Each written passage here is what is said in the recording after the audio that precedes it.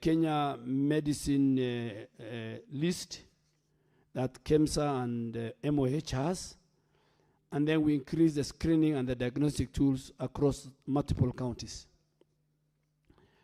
Finally, the Ministry of Health, Honorable Speaker, will engage the National Treasury this year during the finance bill to propose amendments aligning the tax treatment of all hearing aids components, including essential parts, accessories, and consumables, are aligned and they are tax-free. This will help us ensure indispensable components of hearing aids are treated as integral medical device for persons with disability, rather than ordinary taxable spare parts, thereby reducing the out-of-pocket cost and advancing universal health coverage for persons. So we want to make sure that once that tax is removed, they can be financed and paid for under the Social Health Authority tariff. But the National Council for Persons with Disability has already initiated a framework agreement to strengthen the public procurement pathways of the whole country in terms of hearing assistive devices. Honorable Speaker. Honorable Speaker, what are our long-term strategies in place to enhance access to quality health care by persons with this condition, with hearing impairments? The ministry is implementing the National Ear and Hearing Care Strategic Plan 2023-2028. This is a very comprehensive framework, and it's designed to expand both ear and hearing services across all levels of care in our health ecosystem. And this plan helps to establish hearing clinics in all the sub-counties and integrate prevention, screening, and treatment into the primary healthcare services under UHC. So to strengthen the workforce, our community health promoters, our maternal and child health nurses are being trained both at our middle-level colleges, at our universities. They will be trained in prevention, in early detection, and in referral. Concurrently, the University of Nairobi and KMTC and the Kenya Institute of Special Education are also scaling up how they can produce more audiologists and more speech, language, and therapists. Honorable Speaker, when I saw this question, I had to talk to the DG who is here. And I can confirm that as a country, we have serious shortage of specialists, even speech therapy. Even when we put the cochlear implant into our children at tender age, they recover very easy to hear. But the biggest problem is they recover and they take long on the speech therapy. So it's something we have seen, and I think we will talk to our training institutions and more Kenyans and to bring the curriculum and work through. Thank you, Honorable Speaker. Senator Sifuna, do you have any supplementary question? Indeed, Speaker, I do. Unfortunately for me, the ODM expert on PWDs is not in the House today, Senator Crystal Asige. But I do, if my memory serves right, we did pass as a House an amendment, Honorable Speaker, and I thought we touched on this question of taxation of assistive devices. It just doesn't make any sense why a government would impose VAT on essential components such as hearing aids. But I want to assure the Minister that we'll be following up when that tax conversation comes up to see that this government actually does away with taxation on those essential hearing aids. But since the CS has pegged down the capping of receipt of these assistive devices to 18 years to the cost of the product, and if you look at the response, it's saying that it is a cost containment measure driven by current resource constraints. Does the CS or the ministry have empirical numbers? How many people above the age of 18 in the country, or what percentage of the population is actually in need of these things, so that we actually know that it is a heavy cost to government, and you are not just telling us stories, because you've told us here you are undertaking actuarial assessments, which I believe must be based on data and numbers. Do you have those numbers, Waziri, on how many people above the age of 18 in Kenya require these assistive devices? I thank you, Honorable Speaker. Senator Dulu. Thank you, Mr. Speaker. A quick one. Waziri, I have a patient who has a heart problem and currently admitted at Tenwek Hospital, Bomet. Now, what I'm getting is that SHA is paying 537,000. Now, Senator Dulu, you know the I am subject building of the my question, the Mr. subject Speaker. of the primary question. Mr. You know Speaker, it. I'm building my case. It's Okay. on SHA.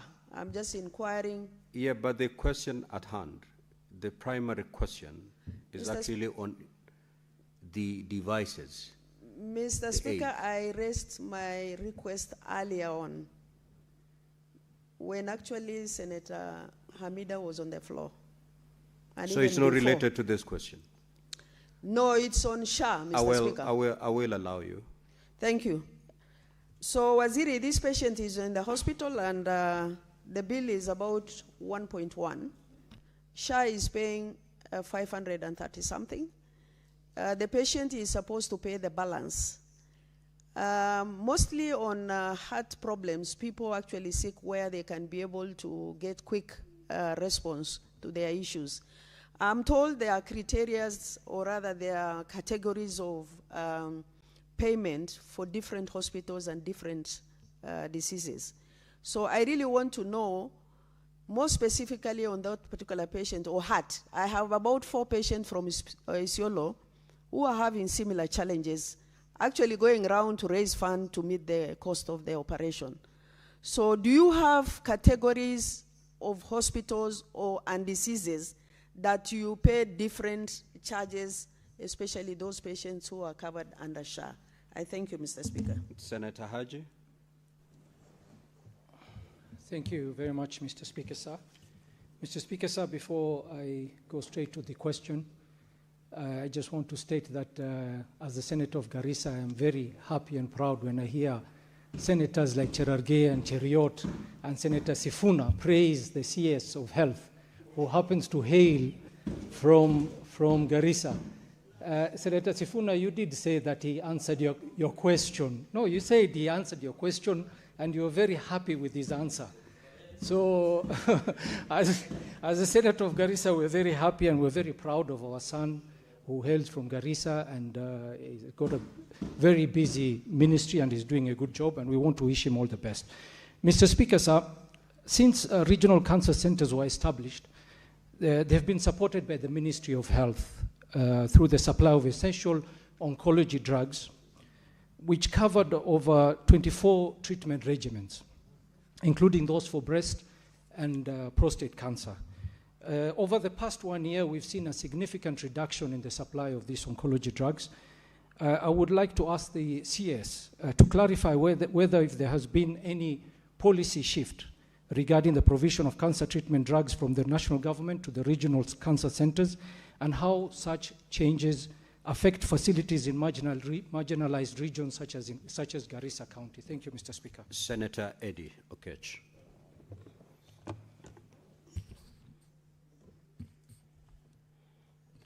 Thank you, Mr. Speaker. On the question by Senator Muma, Mr. Speaker, I didn't find it satisfactory. I've read the response here. Waziri, the question was, Mr. Speaker, when will the discriminatory age restriction be removed so as to be able to actually track that timeline, so that as Parliament we can actually be able to hold the ministry account to a timeline? So could the minister give us a timeline, hold the ministry account to a timeline? So could the minister give us a timeline, not the narrative that is here?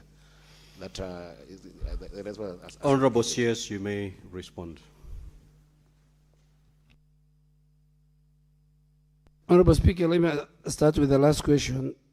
If Honorable Senator Eddie Okech read my statement, it's not a narrative. It's giving very clear direction. And I think Honorable Senator for Nairobi question is, because I have said we are looking at the whole issue. There's an element of taxation which we want to sort it out in this finance bill of this year. There is an element of we don't have specialists, but the element of the benefit package, which you have, I'm sure you are interested in when, is that we are looking at the current package, and that is under the Package and Tariff Advisory Committee, which we have submitted. It's an independent body that looks at many, including the one of cancer from 550 to 800. So, Senator, we will give you timeline. Once if tomorrow or the day after or next month the tariff package based at the University of Nairobi, if they give us, and they do public participation, they talk to the patient, they talk to stakeholders. Honorable Senator for Nairobi, I did not, the global percentage is about between 6 and 7%. And I suspect the same for Kenya. So 6% of the Kenyan population fall within this category. And I will give more detailed once I go back to the office and get the division. But I think it's about 6%. 6% comes to over 60 million, for example, if we say it's about 10 million Kenyans who are close to it, who are under this. Senator Dulo, yes. All our benefits for all is on the website of SHA. And all hospitals, both private, public, and faith-based, they use that. And it differs even within surgery. And I'm very happy to thank you for taking that patient to Tenwek. Tenwek is a place, I have never been there. I mean, I used to hear, I went there. And in a day they do close to about, I think, 10 to 15 cardiovascular surgery, open heart surgery. Some of the best surgeons are there. And I really want to ask even the House that it might be very far, and it might be in rural Kenya. But that facility, if you are in Bomet or that area, please visit. So I will, if you give me the name of that patient, I will look at it. But that patient is right, and I'm sure SHA does not pay everything. Maybe on that particular benefit, it's 500,000. But if you send me the name of the patient, I can ask the leadership of SHA if there's something that we can do. But Senator Sifuna, also 2.2% of Kenyans also have the same form of disability. Approximately 1 million persons, according to the last population census. Senator Abdul, but before I come to Senator Abdul, my sister, Senator for Isiolo, maybe we'll also look at the surgical package of that patient. Because there are different surgical packages that the tariff is the same, and it's the same for all hospitals, both private, public, and faith-based. Kenyatta the same, will charge what Tenwek will charge, what Nairobi Hospital will charge, what Aga Khan will charge. My senator, thank you very much. At least I have not let you down. I am also proud of my senator. But yes, the Regional Cancer Center, at least in Garissa, with the help of the governor, and the same we are now doing with the governor for Nakuru, for the Regional Cancer Center, and the one in Mombasa. And Honorable Speaker, we are also building a cancer center in Meru for that region, and also in Nyeri, so that we have a lot of cancer. But the one in Garissa, number one, what we have done is we isolated it from the main hospital, and now it has its own SHA account. Before it was put together with the county referral hospital. So we've agreed with the governor and the leadership, now it's on its own account. So all the patients, and it serves about 10 counties, from Isiolo, Marsabit, Mandera, Wajir, Tana River, Lamu, Kitui. So it's a very busy place. I will even maybe, Senator, you need to help me that we need to, there was some hostels, wards which were started. We need to finish the wards because the patients who come from far, they have a problem of accommodation, and it's a bit expensive for them. So what we agreed with these 3 regional centers, including Garissa, is that they buy the consumables, and then the Ministry of Health will take care of the servicing of the equipment. Because the biggest problem was the infrastructure. The machines were broken down very often as the patients are on the line. It happened in Kenyatta, now we have rectified. So Garissa Regional Cancer Center, Nakuru Regional Cancer Center, and Mombasa Regional Cancer Center, the Ministry of Health, using the tobacco fund, which is related to the upsurge of cancer as part of it, we are now paying for the service level agreement so that the machines are serviced, and it's a very expensive exercise. It's costing us close to about 200 million for those 3 counties. So I think I will talk to the people in Garissa and ask them why they are not buying the consumables. I think they should buy it's on their part. Maybe you'll help me talk to the governor. And these 3 centers, Honorable Speaker, I think just to give as I said, 44,000 Kenyans are infected, cancer is affecting them in a year. So we have made a deliberate move that we build another 4 cancer centers, 1 in Kisii, 1 in Nyeri, 1 in Meru, and 1 in Kisumu. And I really want to seek the support of the House to help me sensitize screening for cancer. We need to talk to our people. Early detection, early screening is very important. Most of them are detected when they are at a very advanced level. And many cancers can be treated if they are detected at a very early stage, Honorable Speaker. So Garissa, we are working, and I think I'll also follow up what the Senator has raised once I leave here, just like the way I'll do for Mombasa and KNH and MTRH and all the other cancer centers, both public, private, and faith-based.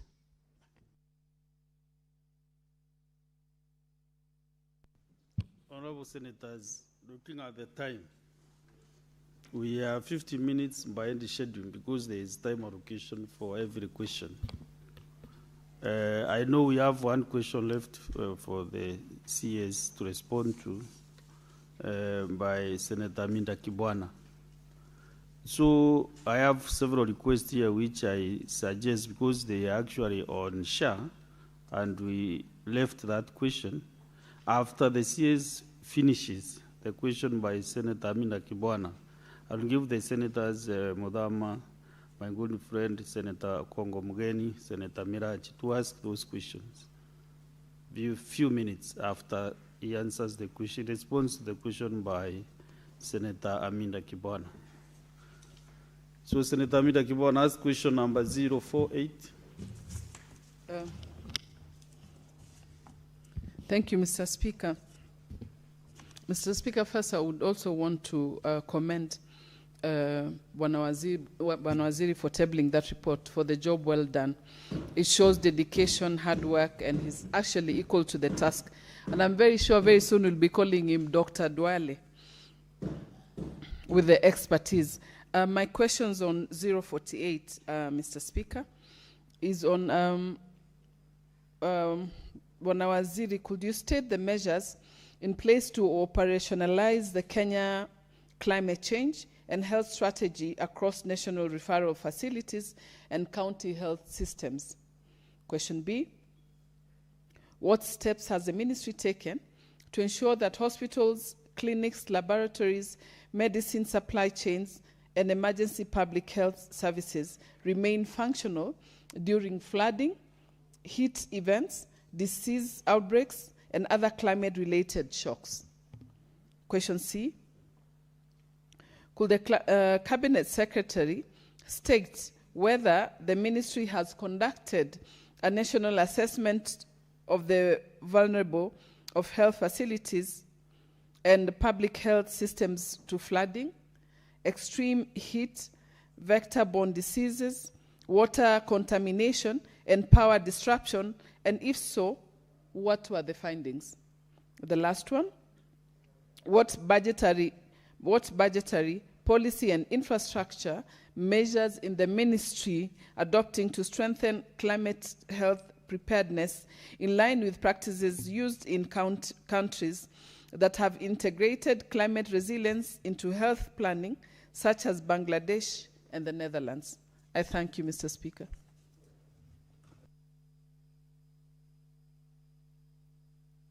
OCS, proceed.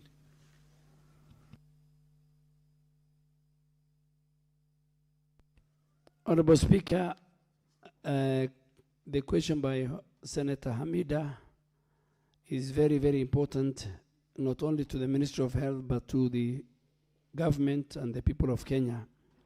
And that I want to confirm that we are operationalizing the Kenya Climate Change and Health Strategy 2024-2029 through very key measures and deliberate efforts. The first one is we are strengthening our institutions. A dedicated climate change and health unit has been established to coordinate implementation across the national referral facilities and county health system. And this is to ensure that we have a coherent policy and integration. Two, on vulnerability assessment, the Kenya Climate Change and Health Vulnerability and Adaptation Assessment has been initiated. Phase 2 has been completed by 31st of March 2026 with all the county level vulnerability profiles. All the ASAL and coast regions have been identified as high-risk areas. Phase 2 will form a costed health national adaptation plan. And the last one is climate resilient health guidelines. We have partnered support, and the ministry has developed what we call green health guidelines. We have also done the resilient health facility guidelines, which are available. What does these guidelines do? These guidelines provide a framework for climate resilient infrastructure on sustainable waste management and how do we deliver a very resilient health service across our country. On coordination platform, the Kenya Green Health Platform is being established within the next 3 months and is supposed to coordinate implementation, supposed to track progress, and is supposed to strengthen accountability across national and county levels. On air quality and climate health intervention, the key actions that we did include the development of a household air pollution strategy, the training manual for our community health promoters, the 107,000, and this will help the community health promoters to strengthen the community level awareness and intervention. We are also establishing the Kenya Air Pollution Center of Excellence at Kemri soon. And as Kenya is a member and co-chair of the WHO-led Friends of Clean Air for Health initiative, this positions our country as a global leader in advancing clean air as a public health imperative. Honorable Speaker and members, our ministry is also strengthening the implementation of the Kenya Climate Change and Health Strategy through coordination with other institutions, making sure that we have evidence-based planning, making sure that we have resilient infrastructure standards that can withstand these shocks, and we have targeted air quality interventions. All these measures, I have said, will help our country prepare and the resilience of both at the national and the county level health system against any climate-related health risk. On what steps the ministry has taken to ensure hospitals, clinics, and laboratories and medical supply chains and emergency health public services remain functional. The Ministry of Health has instituted the following measures to ensure continuity of health services during the climate-related shocks. First is how we build resilient infrastructure, implementation of resilient health facility guidelines to strengthen facility safety, particularly in high-risk area. So we have mapped out all our facilities across the country, particularly in the high-risk areas, to make sure that they have a very resilient infrastructure. Then, of course, we have, which is our core mandate, emergency preparedness.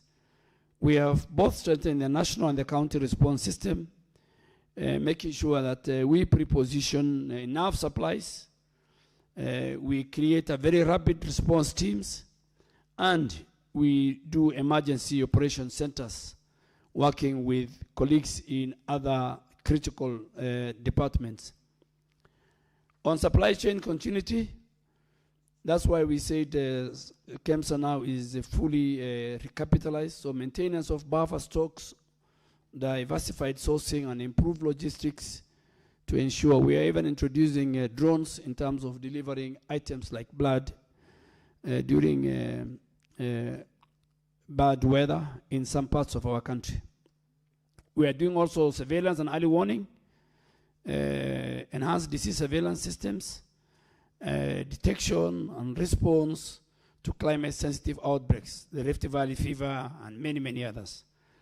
Laboratory capacity, yes, working with the partners, including the US and other WHO, we have strengthened our laboratory networks and our referral system. Today, I want to confirm to the country that the samples we used to send to the US CDC and South Africa is no longer. We do a lot of our testing and samples both at Kenyatta and the Cambridge labs. Workforce capacity, we are training a lot of healthcare workers and community health promoters on how they can respond to emergencies and risk communications. Honorable Speaker, on the question of could the Cabinet Secretary state whether the ministry has conducted national assessment? Yes, we have undertaken a national assessment of the vulnerability of health facilities and public health systems through what we call the Kenya Climate Change and Health Vulnerability and Adaptation Assessment, and this is in line with the Kenya Climate Change and Health Strategy 2024-2029. Of course, I have said the phase 1 is completed. We completed by 31st of March 2026, and that phase 1 provides a very comprehensive county level analysis of climate-related health risk and system. And what did we find out? We had very interesting findings. Geographical vulnerability. We found out that the arid and semi-arid areas and the coastal region were identified as the most vulnerable, with heightened exposure to drought, flooding, and extreme heat. We have also found out from this study that health facility infrastructure risk, a significant proportion of health facilities in the high risk areas were found to be susceptible to flooding, inadequate drainage, heat stress, lack of power supply, and all this is affecting the continuity and provision of healthcare. We have also found out the disease burden patterns. In this assessment, we have confirmed that there's increased risk of climate-sensitive diseases. These include vector-borne diseases, malaria, waterborne diseases, which are linked to flooding and contamination and heat-related. So we also found the water and the sanitation and hygiene challenges, gaps were identified. We also identified gaps in the supply chain and service disruption. We also found out that laboratory and surveillance capacity gaps. Honorable Speaker and members, the ongoing phase 2 of this now will give us an opportunity and provide a more detailed and comprehensive national analysis. And its findings will form the development of a more costed. We want to put numbers to what we have seen for the people at the Treasury and our partners to see. And this outlining very targeted intervention so that we streamline the resilience of health facilities and the systems. On the last question, what budgetary policy and infrastructure measures is the ministry putting to strengthen this climate health preparedness? Let me speak for the Ministry of Health, because it is a multi-sector. Our ministry is, the Ministry of Health is strengthening the climate health preparedness through a very deliberate, targeted budget, policy, and infrastructure measures. And these are informed by the international best practice, including lessons that we have learned from Bangladesh and Netherlands. On budget, I think there is an integration of climate health priorities into our medium-term expenditure framework and annual budgets with the allocations. And I have just sent a letter to the Minister for Finance yesterday asking for budget on this issue. I hope in his wisdom under the tight physical space, he will consider, and Parliament will consider when they are dealing with the annual estimates that will be tabled maybe next week. On policy and regulatory measures, operationalization of the Kenya Climate Change and Health Strategy 2024-2029 are all aligned with our national climate framework, and they are supported by what I earlier said, the green health and resilient health facilities. On infrastructure and system strengthening, we are retrofitting and upgrading health facilities for resilience to flood, and advising our county governments and other private sector players, faith-based, that they must build facilities that are resilient to floods, to heat, and power disruption. We are telling them, and we are making sure that we promote sustainable energy solutions, and we also strengthen WASH systems and provide digital surveillance platforms.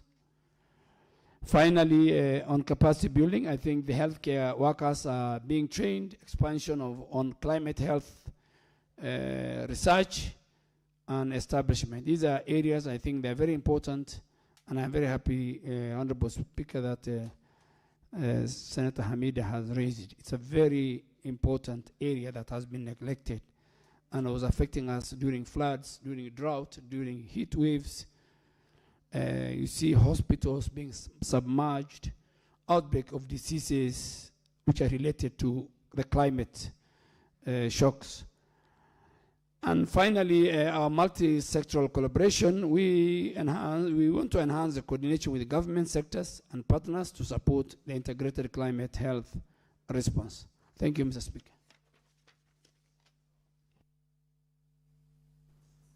Mida Kibwana, do you have any supplementary question?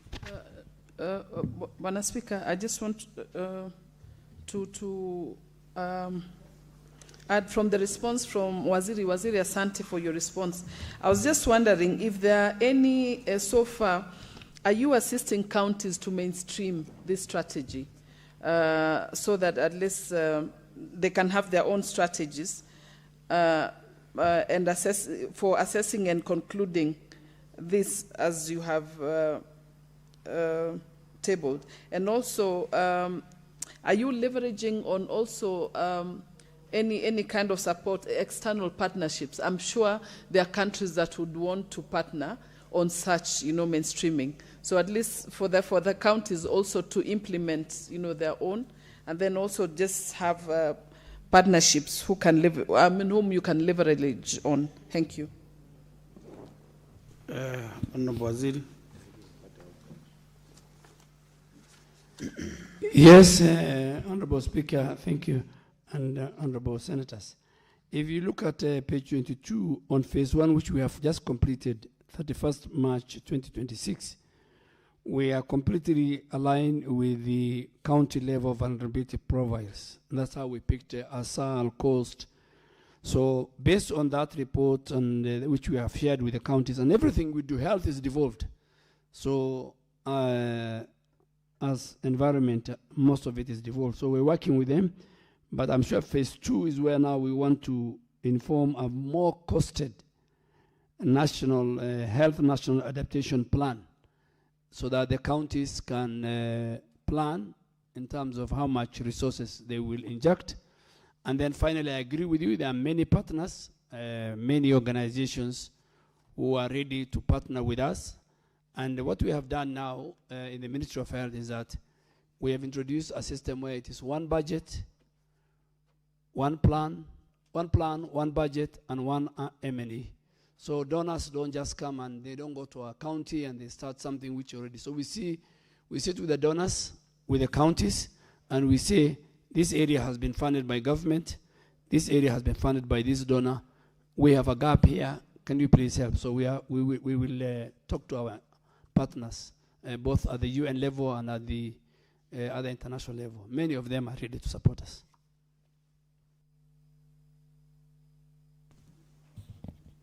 I have several requests here. Now, there are the same members I mentioned. I will give an opportunity at the tail end of this discussion. So, Senator Mudama.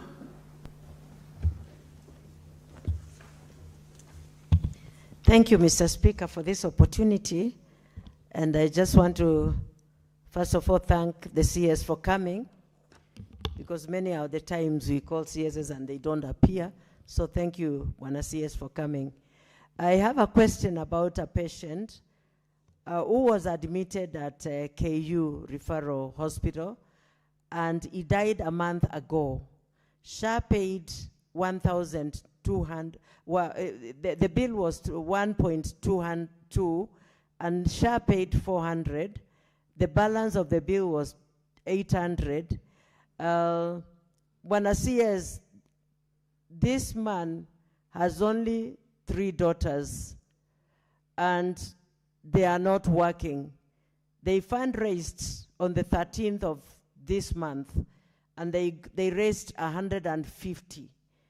I was wondering, Bwana CS, at your capacity, what can you do, and is it legal for a dead person to be retained in a hospital because of non-payments, or they can come into agreements? The children of the deceased has already gone to the chief. The chief has written letters to the hospital. So, Bwana CS, I was wondering how you can assist for this body to be buried. Thank you, Mr. Speaker.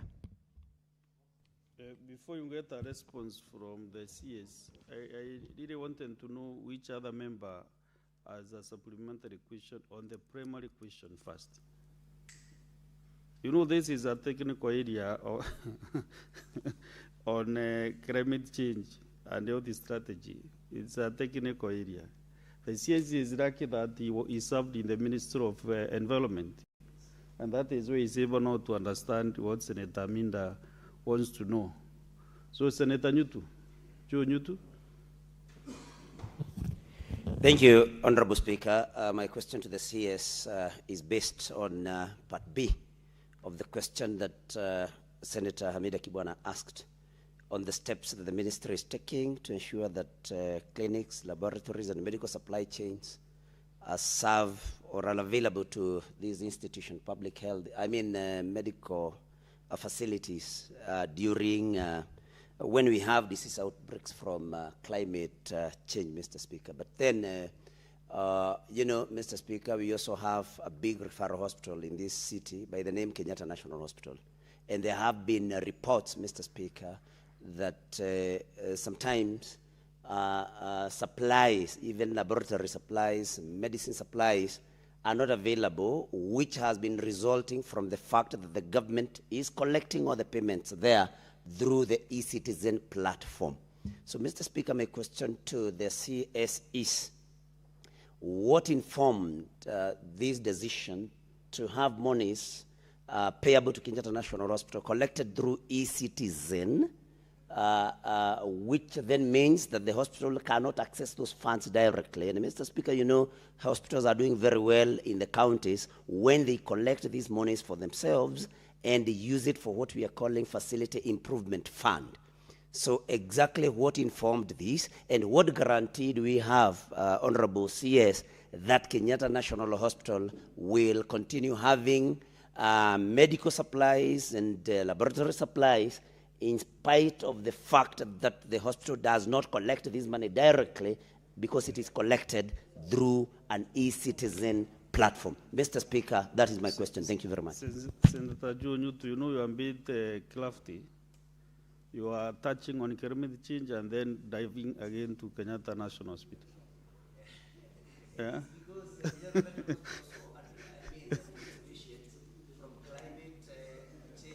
So that is why I'm asking any member, if there is no other member on climate change issues, then let's get another question from Senator Okongo Mugen. Yes, Mr. Speaker, mine is a supplementary question to the answer that was given by the CS. And I first want to thank his ministry and the CEO of SHA, because they made an intervention for a patient. I think that was last week, who was being asked to pay an advance payment of 45,000 shillings in a private hospital in Kisii before accessing dialysis. And I think that was an attempt by the hospital to extort money from a patient who is fully covered by SHA. Now, Mr. Speaker, sir, the CS has emphasized that it is important for Kenyans to go through cancer screening. And I just wanted to get the thoughts of the minister, how he can assist the very vulnerable Kenyans who are supposed to get these services from our county referral hospitals, yet those hospitals don't have the facilities to do cancer screening. I can give an example of my own county of Nyamira. We don't have MRI machines. We don't have facilities that can allow patients to go through intestinal cancer screening. I think what they call endoscopy.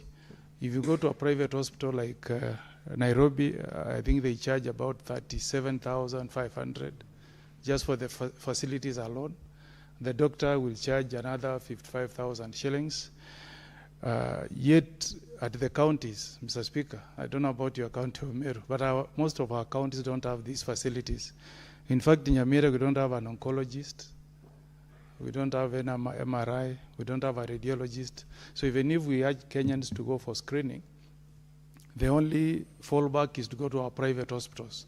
In that region, there is only one private hospital, Oasis, that can allow patients to go through screening. So my question is, can SHA, the SHA card, especially Kenyans who pay 500 shillings, can they enjoy this service of early cancer screening in our private hospitals using the SHA cover? Because the facilities are not in our public hospitals. And Waziri, I'm willing to visit with you my county hospital of Nyamira, or you can make reference to the auditor's report, financial year 2024-25. He has highlighted that all these specialists have not been employed by our county government of Nyamira, plus all the 3 other level 4 hospitals. That is the situation. So I want to know whether that service can be available to the people I represent to get the cancer screening. Thank you, Mr. Speaker. Okay, last but not the least, Senator Miraj Abdulilai. Asante Mheshimiwa Spika. Swali langu kwa waziri ilikuwa ni kumuuliza kuhusiana na masuala ya malipo ya SHA katika hospitali zetu kuu za referral, hususan ile yetu ya Pwani. Lakini katika changizo zake nimemsikia amesema ya kwamba tayari wametayarisha malipo hayo. Kwa hivyo yangu ni pongezi kumwambia ya kwamba sisi kama Wapwani tunaitegemea sana hospitali ile, na tumefurahia pia kusikia ya kwamba kuna facility ya kansa inaendelea kujengwa pale ndani. Asante Bwana Spika. Kanuni ninaweza kutumia hapa haziruhusu wewe utoe shukrani saa kama hizi, ni maswali tu ya ziada. Lakini ni vyema, wengi wameshukuru waziri na sina bundi na mimi pia kusema anafanya kazi jema. So there are 3 just supplementary questions from Senator Kongo Mugeni and Senator Kibwana and Senator Njonyu. If you do that in 1-2 minutes, we'll be concluding with you, Waziri. Thank you. Honorable Speaker, I will be very fast. Honorable Senator for Machakos, Senator Mudama. I really understand your case. Shah has paid 400,000. That is all they could pay as per the benefits of the patient. Now the patient has 800,000. From my experience, even now as a leader and when I was in parliament, there are some bit you have to pay yourself. We have to do a rambe for that 800. Me, you, and many others. So, no, you have said only the family has 800. So what you do, send me the list. Please see how much we can raise. And then I will see how much the hospital can waive. And I will deal with that matter.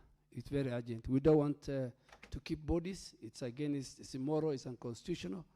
And I will do, but we should also protect our hospital. But that one, I'll deal with it. And there's a certain threshold that we can ask KU to RH to waive. Two, my good friend Senator Nyutu, I want you to go to Kenyatta Hospital today.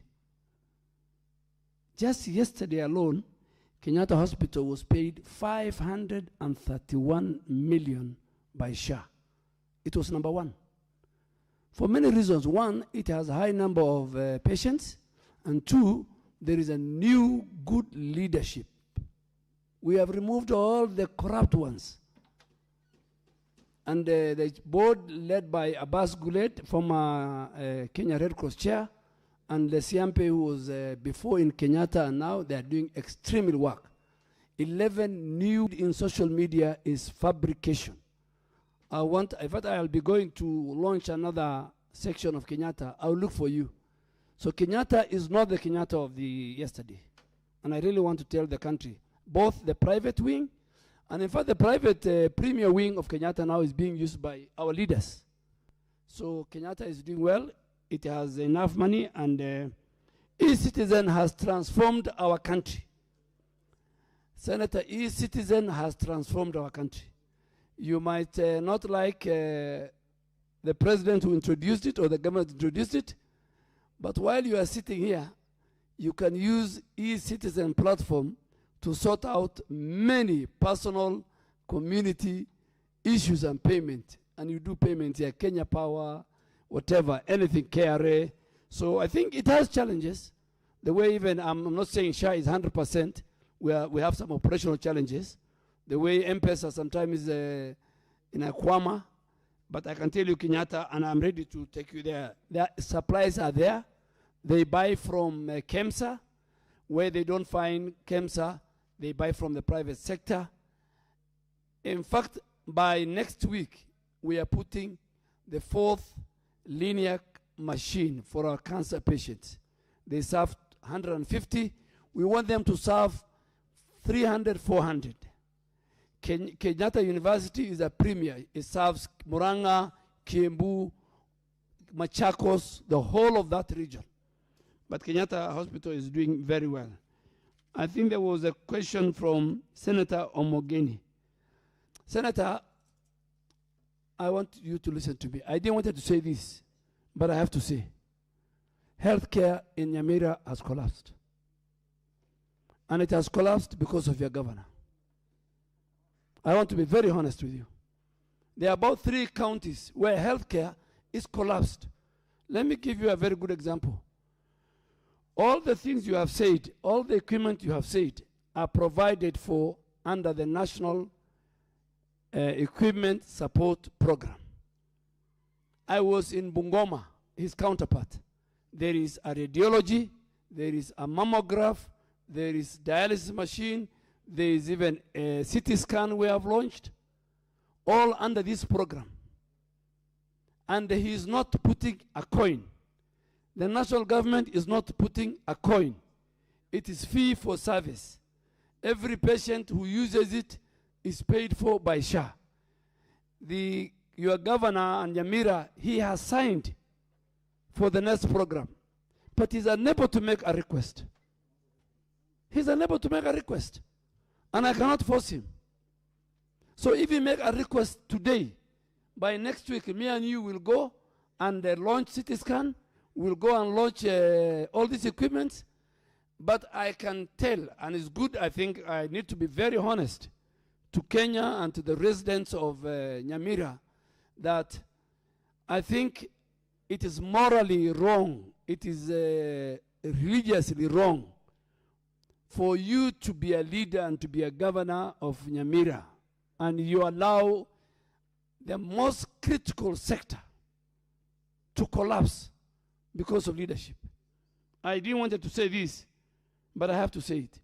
Even the primary health care, which is free, level 2, level 3, the dispensaries and the health centers, it is free. Government is paying for, and if you look at the money, if he does well in health and put the equipment, even the revenue of Nyamira County from the health sector will be the highest. I will give you a good example. Senator Miraj asked me, Coast General Hospital, yesterday we paid them over 235 million. I have the chief finance officer of Shahia. I think it's about, it was number like 6. Nakuru General Referral Hospital. There are counties that have received close to 8 billion since Shah started 18 months ago. It depends on leaders. But because today the senator, a good friend of mine and a very progressive senator, even look at that 45K of dialysis. It's not even the price. Dialysis, the 2 sessions are fully covered by Shah. No Kenyan should be charged as long as he is a member of SHIF. Every Kenyan who goes for dialysis, 2 sessions, they are fully covered by Shah. There are few Kenyans who go for 3rd session. We are trying to look at the benefit package and maybe get it from another package. And maybe by the end of the year, we will make sure that all the dialysis package are covered. I have just said Nyamira is next to Kisii and Bungoma and Mandera. The private hospitals there are part of the fraud that is going in Nakate. Thank you, Mr. Speaker. Okay. Thank you, CS Health, for your time to appear before the Senate. So, as you have heard clearly from the senators, they are happy with your work. Continue doing this and good work with your team. So, I want to release you to go and serve other Kenyans. So, Waziri, I have released you. Now, we are happy that you have been able to handle the questions nicely, because you have taken a lot of them, because you understand the subject matter of whatever is happening there. So thank you very much indeed, and all the best. So we have the next CS, CS for Interior, National Security. So I request the Sergeant at Arms to usher in the CS.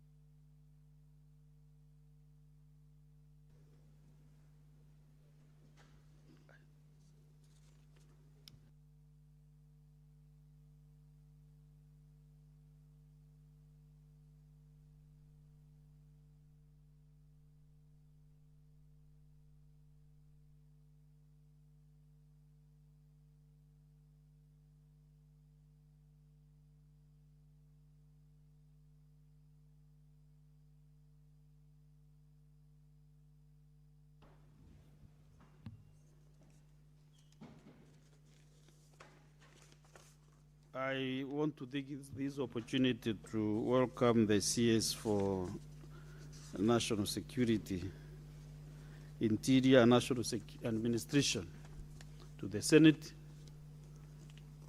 You are citizen, the friend of the Senate. So we have several questions on our senators. We really must manage our time. We have 11 questions, and then to do within, this is 53 minutes. So Senator Manzo, I want you to start with the first question. Yes, Mr. Speaker, this is Just a minute, because you have several questions. I want to see where we are starting. Question number 015. Yes. Thank you, Mr. Speaker. Mr. Speaker, 015. A, could the Cabinet Secretary explain the circumstances surrounding the abduction and subsequent death of Mr. Emmanuel Mumo Divo, a resident of Lukenya Village, Masongalen Ward, Kibwezi East constituency, who was last seen alive on the night of 24th August 2025 in Nairobi? B, were the police at any point involved in the detention, custody, or handling of the late Mr. Ndivo between the time of his abduction and his eventual transfer to Nairobi City County Funeral Home? C, what official records or documentation exist regarding the circumstances under which the late Mr. Ndivo was found and taken to the mortuary, and why was his family not immediately informed by the relevant authorities? I thank you, Mr. Speaker. Honorable CS, proceed and give your response.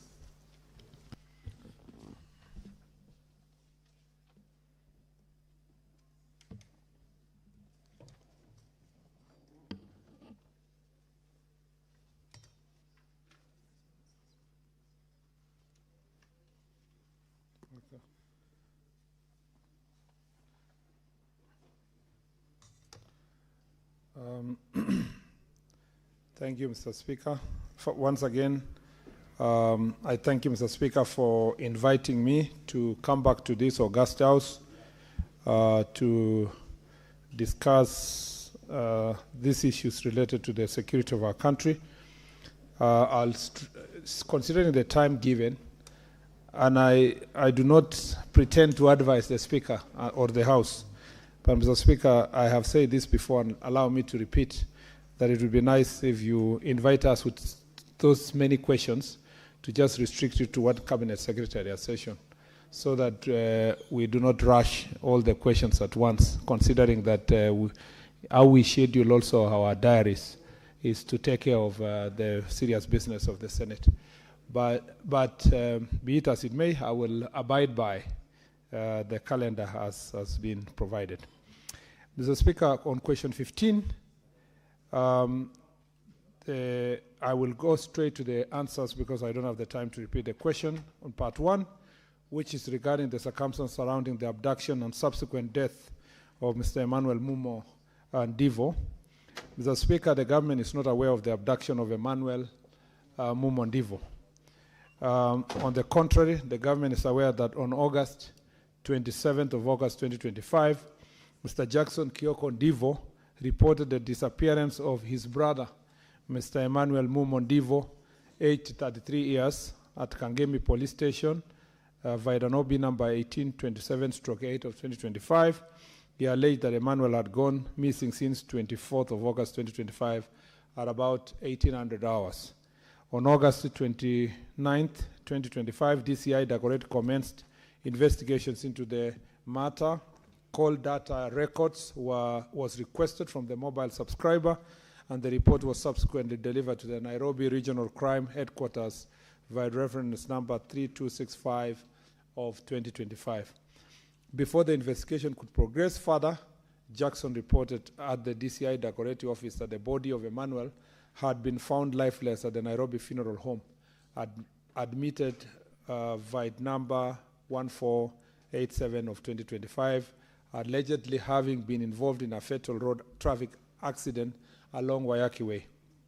Dagoretti Base Commander addressed the issue, and our preliminary investigations revealed that a report of a hit-and-run fatal road accident was filed at Kabete Police Station on August 25th, 2025, under OB number 25/24 of August 2025 at around 9:30 hours. It was reported that an unknown male body was lying in the middle of the road along Wayaki Way. Crime scene personnel visited and processed the scene, and upon examination, the body showed injuries consistent with the traffic accident. The body was removed to Nairobi Funeral Home by police officers from Kabete Police Station for preservation, pending identification and post-mortem. The base commander, Dagoretti, later on the same day circulated the same through a signal via Kabete Police Station OB number 2425/08 of 2025. On 9th September 2025, the Dagoretti base commander, through Corporal Mwanzia of Nairobi Funeral Morgue, supervised the post-mortem, which was conducted by Dr. Maingi, pathologist, and witnessed by brothers of the deceased, Mutua Ndivo, Francis Ndivo Kaesa, and Jackson Kioko Ndivo. The pathologist opined the cause of death as blunt head, chest, and abdominal organ injuries consistent with the road traffic accident. On whether the police were at any point involved in the detention, custody, or handling of the late Mr. Ndivo, Mr. Speaker, let me just say that at this point, it's becoming, there is a rampant behavior where even professionals at the level of lawyers and other educated Kenyans, when someone is arrested, they say he was abducted. Or when somebody is missing, they say he was abducted. Abduction is a technical legal term that denotes a particular action that has been done, not when someone is missing. When someone is missing, Mr. Speaker, there could be many reasons. Either he's hiding, or he has he's died, or he has been abducted, as may be the case. But to start a question by saying, answer the abduction of so-and-so is, Mr. Speaker, very erroneous. And it's becoming the norm now that anybody who is lost, or even when police arrest somebody, they say the police abducted. Police cannot abduct people when they are arresting them to take them to police station. Now, part B of the question on whether the police were at any point involved in the detention, custody, or handling of the late Mr. Ndivo. Honorable Speaker, from police records, there is no report indicating the abduction and detention of the late Emmanuel. However, there exists a report of a fatal road traffic accident. However, police officers from Kabete Police Station attended the scene of the accident and moved the body to a known person to Nairobi Funeral Home for preservation. The body was later identified by the family.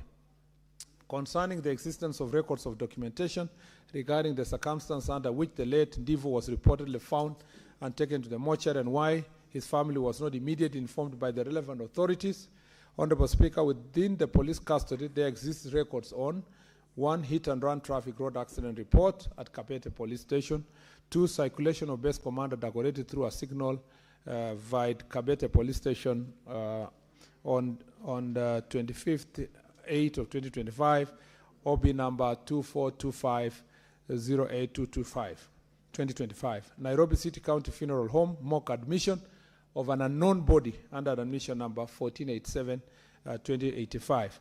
Report of a missing person made at Kangemi Police Station by 1 Jackson Kioko Ndivo on 27th of August 2025. According to police records, all necessary procedures relating to a hit-and-run fatal traffic accident were duly undertaken as outlined above. The family was not immediately informed since the incident involved an unidentified body from a hit-and-run case, necessitating the identification process, which was eventually conducted by the family. So, in other words, it was not possible for the police to inform the family because there were no records to show the family of the deceased. Number D, on measures put in place by the National Police Service to ensure accountability in case of alleged enforced disappearance and prevention of further incidents. Honorable Speaker, the government remains firmly committed to upholding the Constitution of Kenya and safeguarding the fundamental rights and freedoms of all citizens. The government refutes claims of enforced disappearance, which is not sanctioned activity of the state. Such acts are criminal in nature and perpetrated by individuals or organized criminal elements acting outside the law. To mitigate and respond to incidents of abduction and to enhance public safety, the following proactive measures have been employed. 1, a dedicated response team domiciled at the DCI headquarters was formed to swiftly handle cases of abduction. 2, the police conduct or alleged cases of abduction. 2, the police conduct investigation to all reported cases, ensuring prompt arraignment in court of law for those found culpable to deter future criminal activities. 3, members of the public to be sensitized to share information within the police through Fichua kwa DCI, toll-free number 08722003 and WhatsApp number 0709570000, ensuring confidentiality in reporting of crimes and safety of the whistleblowers. 4, reactivating inactive community police committee to improve collaboration between the police and the community, fostering information and sharing and early identification of security threats, strengthening both foot and mobile patrols to prevent crime while reinforcing police visibility in key areas such as residential neighborhoods, marketplaces, and transport hubs. Let me conclude by saying, Mr. Speaker, that unfortunately there are also rising cases of self-abduction or staged abduction, and it is embarrassing that it's done by leaders who serve in such high offices, including members of parliament, former ministers, and so forth and so forth. And this culture of self-abduction or staged abduction is negatively impacting serious cases of abduction or enforced disappearance or missing persons, because people are using abductions for political gain. I thank you, Mr. Speaker. Senator Manzo, do you have any supplementary question? Yeah, Mr. Speaker, with your kind permission, because I've got 2 related questions, if I could kindly abandon the first senators, we are really constrained by time. If I could just go to the next one with your kind permission, Speaker. And I will not take any question not related to the question, the primary question. Yeah. Senator Manzo? Yeah, with your permission, let me proceed with the number 16. Or you have no supplementary question? No, I'm on the next on one. 015? No, but to save time, to go to 016 because they are related. But the other senators who need something to on the same question that you have asked. Okay, it's okay. Senator Haji Abdul. Thank you, Mr. Speaker. Mr. Speaker, as you're aware, police brutality has become a matter of growing national concern, particularly in marginalized areas where public confidence in law enforcement continues to erode. Mr. Speaker, yesterday there was a bit of an unrest in Garissa County. A young man, 24-year-old taxi driver Aden Mohammed, was arrested, handcuffed, and then shot by a police officer named Charles Kaui, who is a DCI driver based in Garissa Police Station. Mr. Speaker, sir, I would like the Minister, the CS, to inform this House on the status of the investigation, if any have taken place, because it's to my understanding, Charles Kaui, who is the DCI driver, who is alleged to have committed the shooting, is at large and on the run.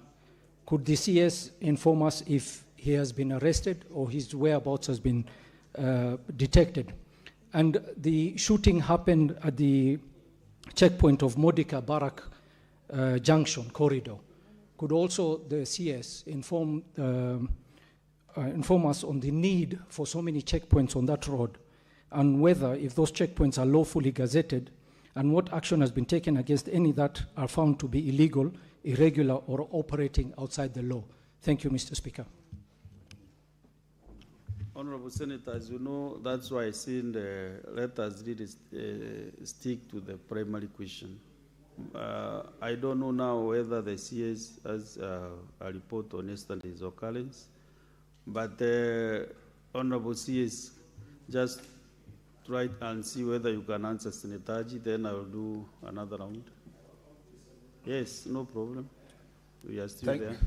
Thank you, Mr. Speaker. Mr. Speaker, actually, without overruling you, I need your attention, Mr. Speaker. Yes, Yes, without overruling you, Mr. Speaker, the question number 15 and 16, in any way, without challenging your authority, the question number 15 and 16, to agree with Senator Manzo, is exactly the same. The next one is about missing persons, the 16.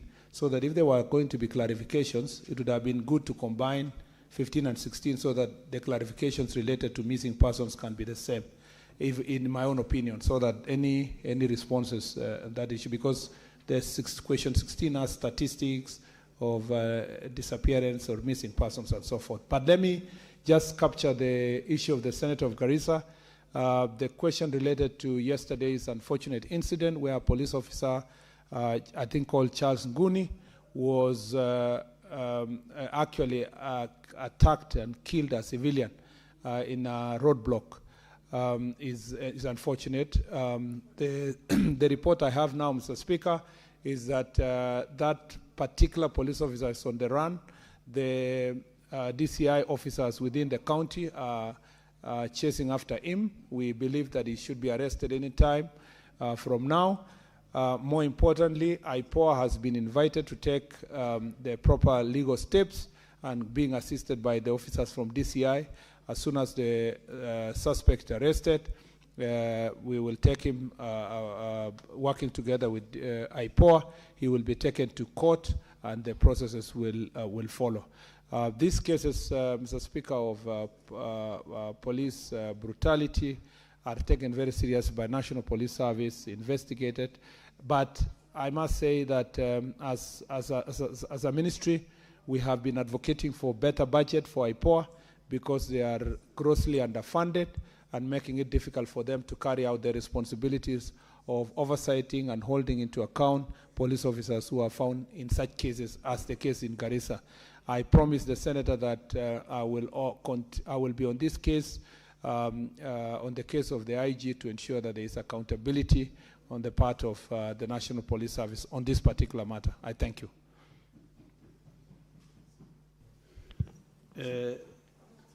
Senator Mudigi. Okay, asante Bwana Spika. Swali langu kwa waziri, tunaona ile kazi unafanya kazi ngumu na imeleta shida katika Kenya. Swali langu Bwana waziri, Embu County huko Mbere North pahali inaitwa ward inaitwa Evrore Ward, tarehe 14 mwezi hii watu wa huko walikuwa demonstrating juu ya shida ya hospitali, lakini kwa bahati mzuri ama bahati mbaya wakiwa na, unajua sheria inasema mtu anaweza kudemonstrate na uko na uhuru, kulitokea shinda kijana mmoja anaitwa Morris Njue Njoka, Patrick Karioki Munene, askari alitupa funduki akaua vijana wawili. Bwana waziri, kila wakati wote kukitokea mambo ya maandamano, askari wamekuwa na shinda hizi, na ninajua hakuna mtu anaweza kusema atienda ukandemonstrate alafu askari akuja uwe, hakuna kitu kama hiyo. Swali langu Bwana waziri. Senator Mudigi, naomba ulize swali moja. Swali langu Bwana waziri. Okay, asante Bwana Spika. Swali langu Bwana waziri, ni njia gani mpaka leo kwa hiyo masiku umechukua ndio watu wa Embu County wanjue ukweli wa huyu askari ameshikwa ama hajashikwa, ama kuna njia yoyote unaweza kutumia kitendo kama hiki kitiwe inaweza kuonekana wakati mwingine kuwe na kila sub county ama county kuwe na watu wa kufunza askari, ndio kusiwe kunatokea mambo kama hii, mambo ya dialogue na mambo ya watu, kwa sababu askari wamekuwa akifanya vitu kama hii na inaleta shida katika nchi yetu ya Kenya na inaharibu jina ya serikali. Asante Bwana Spika. Senator Nyutu, and please be precise to your question. Yes, I will be, Mr. Speaker, and thank you for this opportunity. I just want to, before I ask my question, to notify the CS, that abductions are done by the police and not criminals. Criminals would ordinarily kidnap victims for monetary gain. So my question to the CS is. Exactly, does it worry you, Honorable CS, when you find police officers in uniform, hooded, meaning they are hiding their faces while arresting or doing whatever it is that they do, because they are always hooded? What is the place of hoods in the police force? Because, Mr. Speaker, a police officer, if they are doing things that are lawful, they should not be hooded. So my question is, why do officers continue operating while wearing hoods? Because that is when they perpetrate criminality. Thank you, Mr. Speaker. Senator Okech. Mr. Speaker, I really need your attention on this, because it seems like the previous speaker who has just left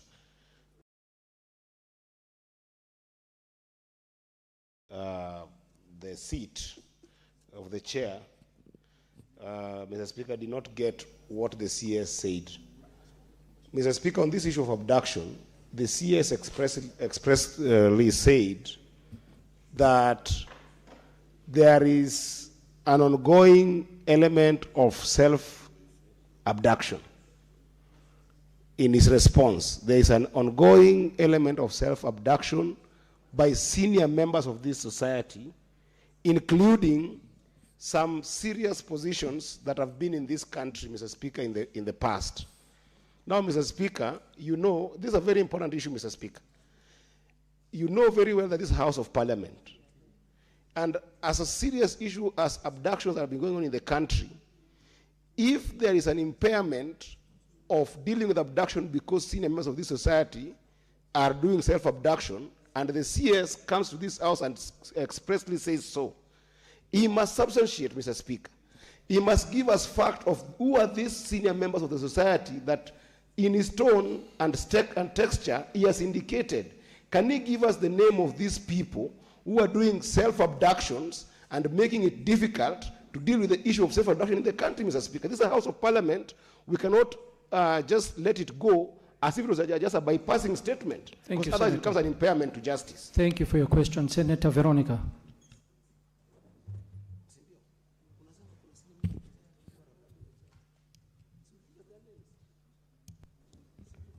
Thank you, Honorable Speaker. I wanted, first of all, to seek that same clarification on the abduction, because I was of the view that Senator John Nyoto is misleading after the CS has confirmed that the term abduction is specific and technical and has defined what abduction entails, and that when a Kenyan is being arrested, is not being abducted. If they are being arrested by police, it's not an abduction. But since Senator Eddie has raised it, I will not repeat it. I'll ask Honorable CS to explain to us, or to just give us information on what his office is doing regarding Kenyans who are tricked into accepting jobs in Russia, and it turned out they were being taken to the battlefront between Ukraine and Russia. And among those was James Mushoki Mwangi, whom the family cannot trace and has no connection with. Senator Veronica, yes. You're going way out of line. You should stick to the primary question. So, CS, please answer the supplementary questions, and then we'll go to the main questions.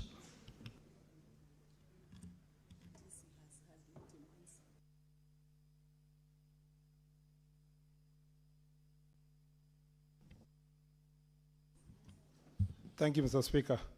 A number of questions have been asked, but let me start by saying that the question of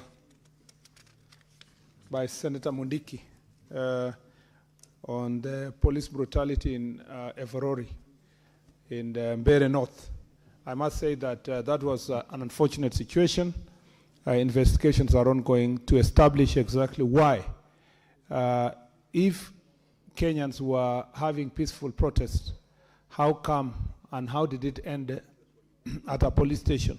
And because we were told the protest was about health facilities, but instead the protesters apparently charged at the police officers within the police station. That is alleged. So investigation would establish whether the protest was peaceful, whether it targeted police station, and whether the police officers who used their firearm, and which eventually killed 2 young people, or 2 people, Mr. Speaker, whether it was a legitimate use of force or it was a misuse of firearm. Number 2 is that that investigation, to facilitate proper investigation, the Inspector General of Police, following the required procedures, has suspended those 2 officers. They are not in office as we speak, to allow proper investigations. Investigations also to ensure that the investigations are free, fair, and accountable. The Independent Police Oversight Authority, IPOA, is seized of the matter, and they are carrying out the investigations. And I repeat my earlier statement that we are working hard to facilitate process of empowering the IPOA so that they can have enough resources and investigators to carry out investigation expeditiously. Ballistic analysis is ongoing, forensic analysis of the information that will enable us to deal with this issue with finality. I condole with the families of the 2 men who are killed and pray that they may find justice. And I promise, as a cabinet secretary in this department, that we'll do everything to facilitate processes of accountability within the police service. The Senator Nyutu, I hasten to say that police officers are not in office to abduct people.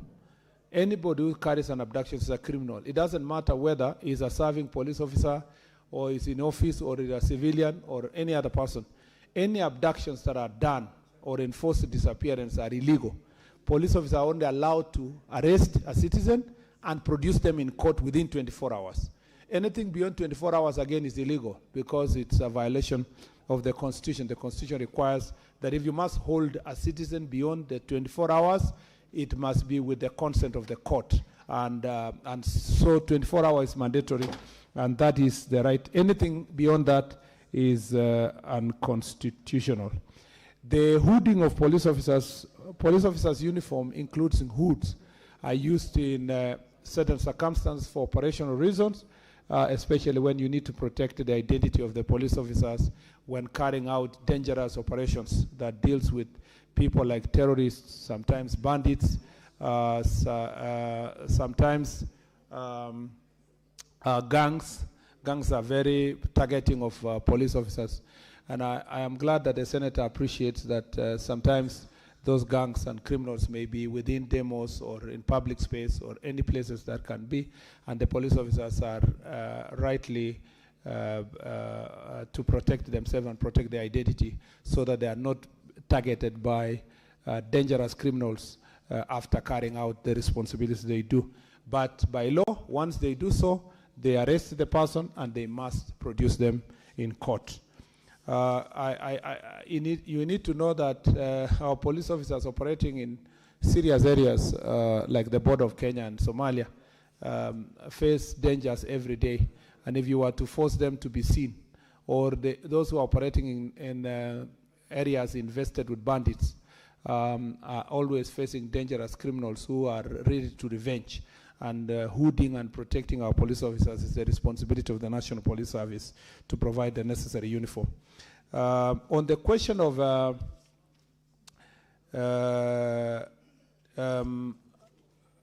Senator Okech, in terms of self-abductions, I don't think Senator Okech has just come from Mars.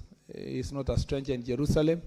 He was in town when the Honorable Koimburi abducted himself, and then there was a man, and the impeached deputy president went to the hospital, and then he was even lying to Kenyans that Koimburi cannot speak. He was given chemicals and so forth.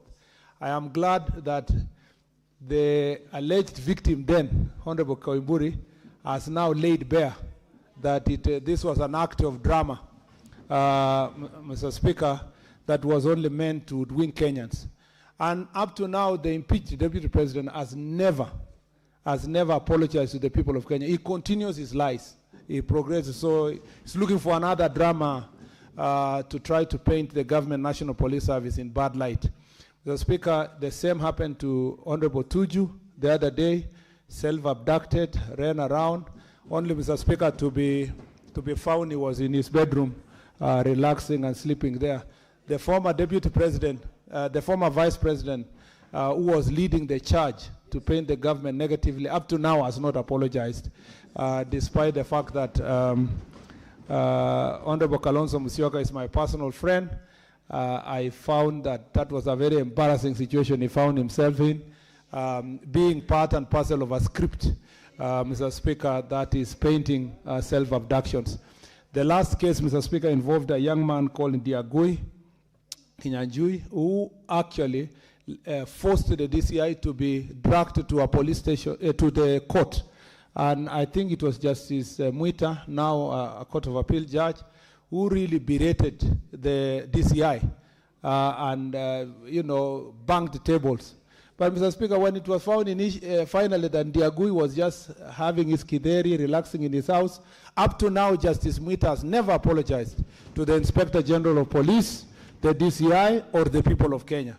So, Mr. Speaker, these three cases, among others, paint a very bad picture, because all of these three gentlemen I've mentioned are role models and leaders of their own right, but they are painting a very bad picture of the National Police Service, but also they are, Mr. Speaker, embarrassing and making fun of serious cases of disappearance, abductions, and forced disappearance, and the victims and the families feel really very sad that some people are acting skits and so forth on this particular issue.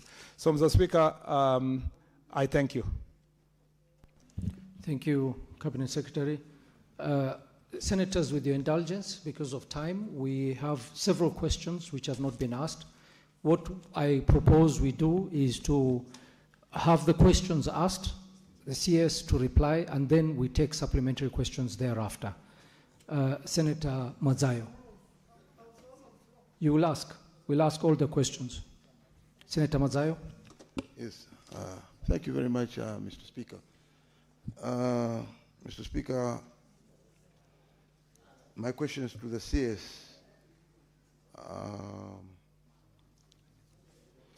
Interior and National Administration, or Interior Security, as follows. First, maybe I want to say that the minister is, I know he's a hardworking minister, but of recent, I think he has received very bad publicity on... Senator Minority Leader, you have a question, go straight to the question. Yes, but I have to introduce what I wanted to There say. is no introducing the question, Senator. Thank you for your guidance.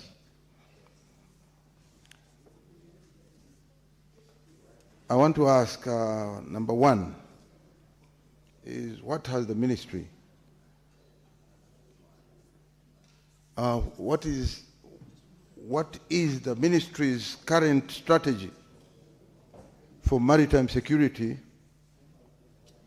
and how is Kilifi County classified within the National Maritime Risk Framework?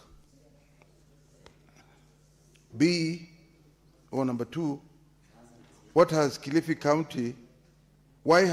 County, despite its long coastline and strategic position,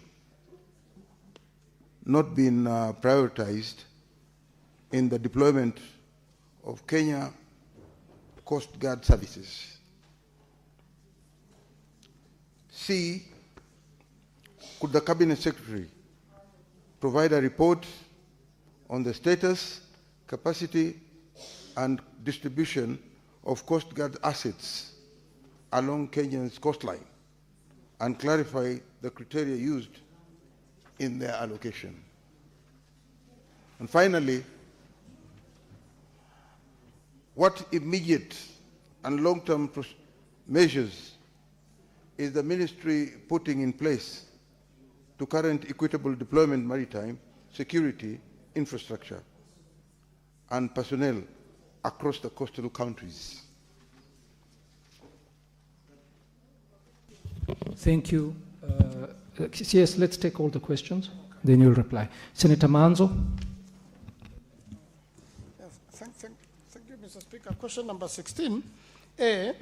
Could the Cabinet Secretary provide a data on the number of individuals that have reported missing since 2022, indicating those that have been found alive or dead, and the number still unaccounted for?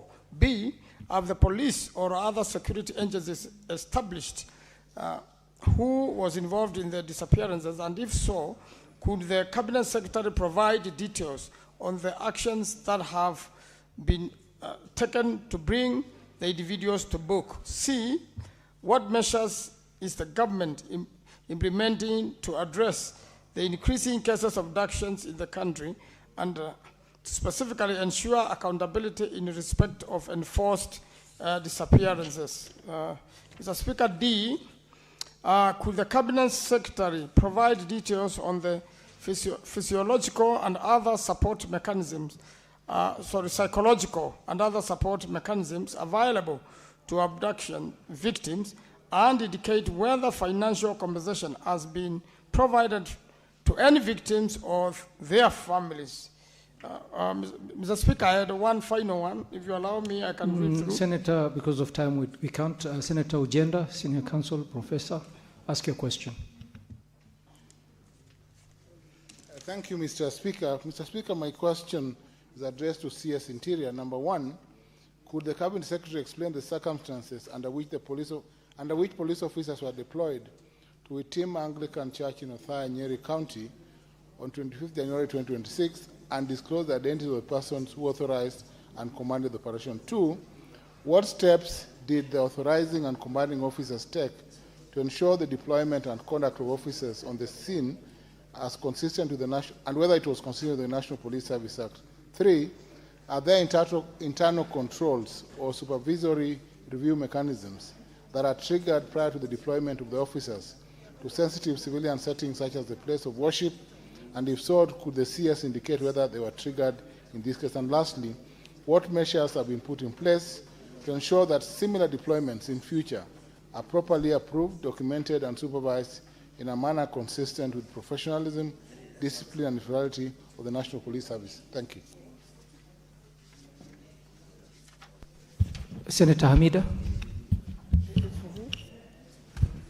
Thank you, Mr. Speaker. My questions are, Bwana Waziri, could you kindly provide a status update on the investigation into the murder of Advocate Kyalo Mbobu, who was shot dead on Tuesday, 9th September 2025, including whether any suspects have been apprehended or questioned? B, what challenges have investigators faced in resolving the case, especially in regard to the closed circuit television, CCTV footage, and other forensic evidence? C, could the Cabinet Secretary outline the steps taken since the murder of the advocate to ensure continuous functionality and rapid access by security agencies to public CCTV footage as a deterrence and investigative tool, and provide details on the current extent of public CCTV surveillance coverage in Nairobi and other major urban centers? D, what measures has the ministry put in place to strengthen community-based intelligence, anonymous reporting channels, and witness protection to improve detection and disruption of violent criminal networks perpetrating targeted killings? And finally, Waziri also outlined the broader security and criminal justice reforms being implemented to address the rising concerns over targeted killings, general insecurity, and lack of swift justice in high-profile murder cases. I thank you, Mr. Speaker. Senator Mofire.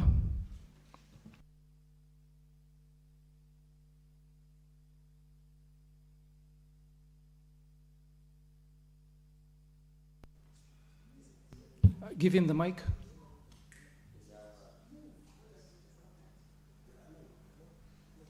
General. Thank you. Thank you, Honorable Speaker.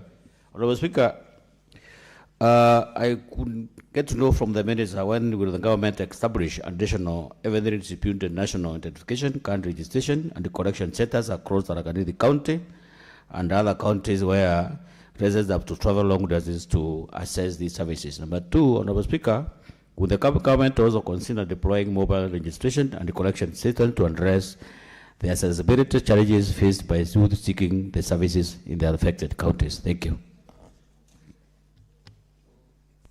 Thank you, Honorable Senators. Honorable Senators, we are going to defer question number 18, question number 20, question number 21, and question number 30, and allow the CS to reply to the questions that have already been asked. Cabinet Secretary.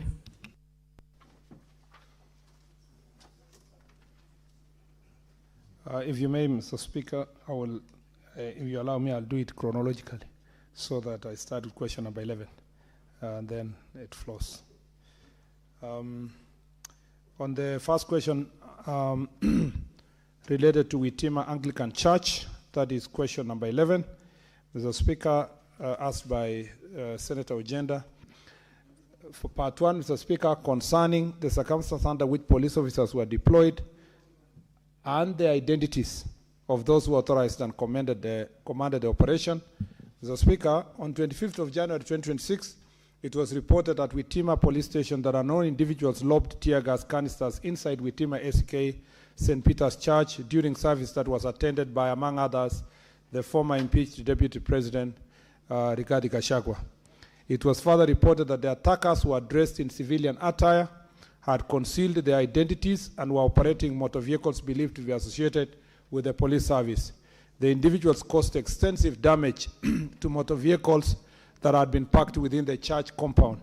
Following the report, the Nyeri County Security Team visited the scene for inspection and processing. Inquiry file number 1 of 2026 was opened by the Directorate of Criminal Investigation, Nyeri South, to investigate the circumstances surrounding the incident. Subsequently, the Inspector General of Police directed the Internal Affairs Unit to take over investigations in order to ensure an independent and impartial inquiry, particularly in light of the allegations suggesting possible involvement of police officers. The Internal Affairs Unit has since submitted a preliminary report indicating, among others, the findings that the church leadership confirmed that they were not informed in advance of the visit by Mr. Rigathi and his entourage, and neither the police nor other government authorities were notified of the planned visit. 2, the attack appeared to be linked to local political rivalries, which may have influenced its coordination and execution. 3, when local police officers attempted to respond to the incident, they were blocked and confronted by members of public who accused them of complicity. Investigations are ongoing to identify and apprehend the perpetrators, and the matter is pending under investigations. But Part B, Mr. Speaker, steps taken by police commanders to ensure deployment and conduct were consistent with constitutional and national police service standards. Honorable Speaker, following the incident, an internal inquiry established that no formal request for police security had been submitted by the church in respect of the service. Additionally, the officers commanding police station Witima had not received prior notification of the event and was unaware of any high-profile guest, high-profile guests would be in attendance. As a result, there was no sanctioned police deployment for the event, and the officers who responded did so after the incident had already been reported in line with their statutory duty to maintain law and order. Number 3, Part 3, internal controls and supervisory review mechanisms governing police deployment to sensitive civilian settings. The deployment of police officers to provide security in public functions, including events held in places of worship, is governed by the Public Order Act, which outlined procedures for notifying the police of a planned public gatherings. The law requires any person or organization intending to convene a public meeting, procession, or event that may require security arrangement to notify the officer commanding the nearest police station at least 3 days and not more than 14 days prior to the event. Upon receiving such notification, the OCS assesses the anticipated size risk level, and logistical consideration of the event. Where the available personnel are deemed insufficient, the matter is escalated through the chain of command for authorization of additional officers. An operation order is then issued to guide the deployment and conduct of officers in accordance with the Constitution and the National Police Act 2011. In the case of Witima Church incident, these internal control mechanisms were not activated because the police were not notified in advance of the visit of the former Deputy President and his entourage. Number D, regarding measures put in place to ensure the future deployments are properly approved, documented, and supervised, Honorable Speaker, notwithstanding the statutory requirements for prior notification, police commanders have been directed to enhance situational awareness within their jurisdiction by proactively monitoring scheduled events, including social and religious gatherings that may not ordinarily trigger formal notification requirement. This directive is intended to enable commanders to take timely risk assessment and, where necessary, put in place appropriate preventive security measures to forestall potential breaches of peace, particularly where high-profile individuals may be in attendance. Honorable Speaker, the government remains committed to upholding the professionalism, neutrality, and constitutional mandate of the National Police Service. Any officer found to have acted outside the law or established procedures will be subjected to appropriate disciplinary and legal action upon conclusion of the ongoing investigations. Thank you, Honorable Speaker. I will go to the, I don't know if you had number 12. Yes. Yes, sorry. On number 12, regarding the murder of, as I've said before, my former teacher, Advocate Charlo Mbomu, I'd like to respond as follows, Mr. Speaker, and this is you I'm responding for a second time. The state has updated on the investigation in the recent murder of Advocate Charlo Mbomu. Honorable Speaker, on 9th of September 2025, at about 1740 hours, Mr. Matthew Charlo Mbomu, an advocate, was driving along Magadi Road on his way home from work when he was accosted near Brookhouse International School by two unknown assailants on a motorcycle, one of whom was armed with pistol. Owing to heavy traffic caused by ongoing construction and diversions along the road, he was driving at a slow speed before he was fatally shot 8 times. The incident was reported in Langata Police Station and later taken over by Directorate of Homicide on 11th of September 2025. The scene was processed and 4 spent cartridges were recovered. The vehicle was stored to the Homicide Investigation Bureau yard for documentation, while the body was removed to Lee Funeral Home for postmortem examination, which was conducted on 11th of September 2025. The Chief Government Pathologist, Dr. Johansen Odwar, in the presence of family pathologists, opined the cause of death as multiple injuries due to gunshot wounds. 2 bullets heads were recovered from the deceased body, and together with the spent cartridges were submitted to DCI Forensic Laboratory for ballistic analysis. CCTV footage from the Segret Hotel, townhouse where the deceased office was located, and Brookhouse International School was retrieved for analysis by investigators to provide actionable leads. Several witnesses, including staff members from Charlo Mbomu, Charlo and associate advocates, have been interviewed and their statement recorded. Investigations led to the arrest of 3 individuals who had interacted with the deceased on the material day at Segret Hotel. During the arrest, 2 of them were found to be licensed firearm holders, and their firearms were recovered and subjected to ballistic analysis. Results excluded the firearms from involvement in the shooting. Further, no evidential link was found connecting the 3 individuals to the fatal shooting. On 16th of September 2025, investigators traced an eyewitness, Mr. Collins Amudavi, a construction worker at the bridge site near the scene. He confirmed observing a motorcycle rider waiting with the engine running near the diversion point shortly before hearing gunshots. He described the shooter as a person who was wearing a black face mask, gloves, hooded top, reflector jacket, and sweatpants. The shooter fled on the waiting motorcycle at high speed towards Galleria Mall. CCTV footage from the Brookhouse International School corroborated the presence of the motorcycle trailing the deceased vehicle. However, Identification of the assailants was hindered by the use of helmets and face coverings, and the registration number plate was not clearly captured. Multiple investigation angles have been exhaustively pursued, including a gold and alleged German antiques transaction, a Korat African land transaction, a Mavoko land parcel dispute that he was handling, a professional petition, or any possibility of professional petition or legal threats, which we never, no link was been found. Ballistic link analysis also indicates that the 5 spent cartridges and 2 bullet heads were subjected to forensic comparison. The ballistic report indicated that the cartridges were fired from a Seska pistol CZ85B model or similar firearm. However, no match was established with any firearm recovered during investigations. The murder weapon remains unidentified.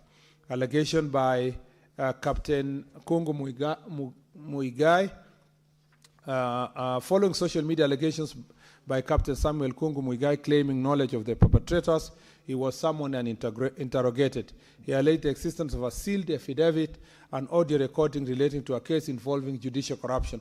Such as were conducted at the deceased office and resident safes in the presence of family and legal representatives. No such envelope or recording were recovered. The claim remained unsubstantiated.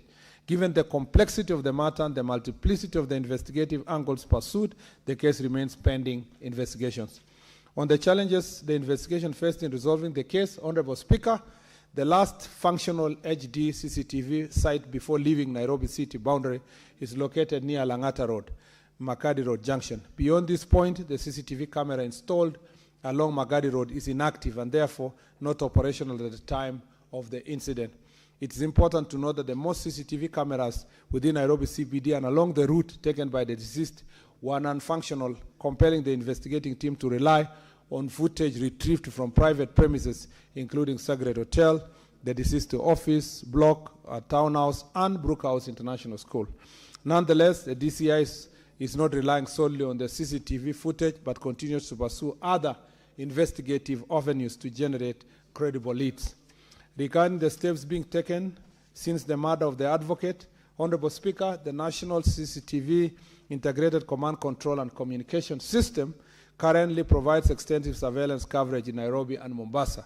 This system comprises approximately 1,899 surveillance cameras and 281 NPR cameras deployed across 664 sites nationwide, with Nairobi hosting the largest concentration.